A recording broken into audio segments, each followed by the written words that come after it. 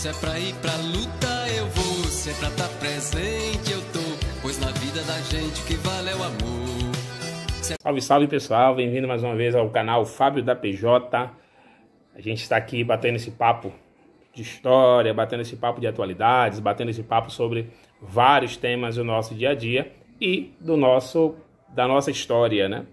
Bom, e a gente tem uma série aí, né, tem nos vídeos antigos, vocês podem ver, sobre a ditadura civil-militar, que a gente encerra hoje aqui no canal, essa série sobre ditadura civil-militar, falando do último governo do regime de exceção, que foi o governo João Batista Figueiredo, de 1979 até 1985. É o período da abertura política, né, que já havia se iniciado lá no governo Geisel, que era o antecessor do João Batista Figueiredo, e que vai se consumar durante esse governo.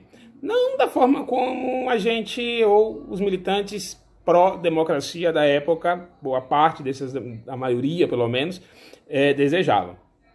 Bom, algumas características são importantes nesse governo, certo? Nós temos a lei de anistia, a lei que garante o pluripartidarismo, nós vamos falar um pouquinho sobre isso. A gente tem um momento tenso aí, daqueles que eram contrários à reabertura política, à reabertura democrática, de atentados terroristas de direita, e as diretas já, o movimento de diretas já, até o processo da eleição que leva o Tancredo Neves, primeiro presidente civil após 21 anos de ditadura,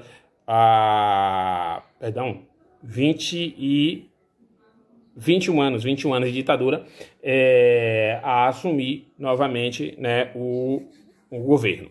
Bom, então a lei de anistia, gente, é uma primeira ação desse governo do João Figueiredo, e essa lei de anistia, né, o que seria a anistia? A anistia seria o perdão dos crimes que foram cometidos durante a ditadura. Beleza, bacana, então nós vamos agora liberar essa galera que estava lutando pela democracia, que era contra a ditadura, e essa galera agora vai poder voltar para casa, aqueles que estão exilados, aqueles que estão presos, que são presos políticos, vão poder retornar à liberdade. Bacana, mas calma, não é bem assim também que a história é contada, não. Veja, primeiro que essa anistia ela deveria ser ampla, geral e restrita. Certo? Ou seja, ela garantiria liberdade para os subversivos, para aqueles que lutavam contra a ditadura e a favor da democracia. Mas ela também garantiria o perdão dos pecados cometidos pelos militares e seus aliados durante todo o período do regime de exceção. Torturas, assassinatos, desaparecimentos, prisões ilegais. Os militares também estavam se cobrindo. João Figueiredo também estava preocupado em encobrir os militares para que eles não tivessem que responder pelos crimes cometidos durante a ditadura civil-militar do Brasil. E tinha uma exceção aí. Aqueles que estavam envolvidos com o que os militares consideravam terrorismo contra o regime, né, que eram os atos de luta armada, que foi chamado de crimes de sangue, esses não seriam beneficiados pela lei de anistia, tá? Então, bom, uma outra característica desse governo, como a gente já falava no começo, é a volta do pluripartidarismo. Até então, desde 64, só eram permitidos 2 partidos. O Partido da Situação, o partido que dava sustentação ao governo, e a oposição consentida, que era o MDB. Com esse processo de pluripartidarismo, ou seja, onde você passa a ter um número maior, a possibilidade de ter um número maior de partidos, o MDB passa a ser PMDB, agora voltou inclusive a ser MDB, né? Mas nessa época aí passa a ser PMDB. Você tem o PTB. O PTB foi uma disputa entre a Ivete Vargas e o Leonel Brizola, para poder saber quem iria poder controlar a legenda. O TSE deu o ganho de causa à Ivete Vargas e ela retoma o PTB, pelo menos na sua sigla, né? A reutilização dessa sigla do Partido Trabalhista Brasileiro, passa a ficar sob o controle da Ivete Vargas. O Leonel Brizola, então, cria o PDT. Tá? E os outros partidos que nós vamos ter, o PDS, que era o partido presidido pelo José Sarney, que efetivamente será o primeiro presidente civil pós-ditadura. O PP, que era o partido liderado pelo Tancredo Neves, né? E o Partido dos Trabalhadores, o PT, que é fundado por lideranças sindicais, entre elas o Lula, né? Luiz Inácio Lula da Silva, ex-presidente da República, intelectuais, socialistas e também setores das comunidades eclesiais de base, as SEBs da Igreja Católica, um tema que a gente vai abordar no nosso canal logo, logo. Então esses formam o Partido dos Trabalhadores, né? Bom, só que todo esse movimento pró-ditadura, ele não tinha a aceitação de setores mais conservadores da sociedade e das Forças Armadas.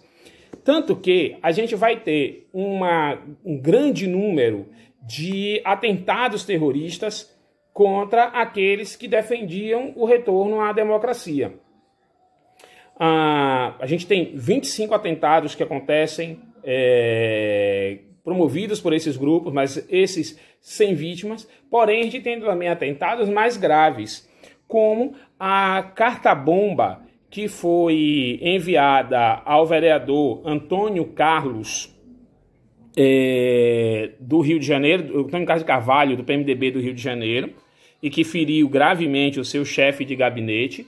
A gente tem também uma que é enviada à OAB, a Organização dos Advogados do Brasil, e endereçada ao seu presidente na época, o Eduardo Seabra Fagundes, e que acaba levando a óbito a secretária da Ordem, né, dos Advogados do Brasil, da OAB. A gente tem atentados a bancas de revistas que vendem periódicos com orientações esquerdistas. E a gente tem talvez o mais famoso deles, que foi o atentado ao Rio Centro, no Rio de Janeiro. É um centro de exposições, né, de eventos que tem no Rio, e que acabou sendo mal sucedida. Foi organizada por representantes do DOI-CODE, no momento em que o atentado aconteceria, com a tentativa de culpar a esquerda por atos terroristas, né? E estavam um sargento e um capitão ligados ao DOI-CODE. E numa atrapalhada deles, manuseando uma das bombas dentro do carro, próximo ao Rio Centro, essa bomba acabou estourando, inclusive levando à morte do sargento e ferindo gravemente o comandante. Repito, ambos ligados ao DOI-CODE, que era o aparelho repressivo, né, da ditadura, o aparelho que organizava as sessões de tortura contra aqueles que eram apontados como inimigos do regime. O fato é que a gente tem uma grande pressão nas ruas, pessoal, pela volta das eleições diretas. Havia, na época, a emenda Dante de Oliveira. Essa emenda ela previa, né, as eleições diretas para presidente, ou seja, que a gente pudesse escolher o presidente da República. Essa emenda não foi aprovada.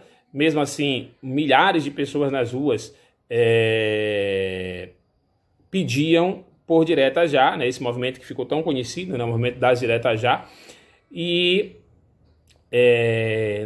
fechando os ouvidos a todos esses clamores, né, e tudo mais, o Tancredo Neves, que lá atrás, no início dessa série vocês hão de lembrar, e se não, podem dar uma olhada novamente lá, o Tancredo Neves havia sido, num golpe de Estado também, sido eleito o primeiro-ministro do Brasil, sem consulta popular, sem nada, para que o João Goulart não pudesse tomar posse, né, do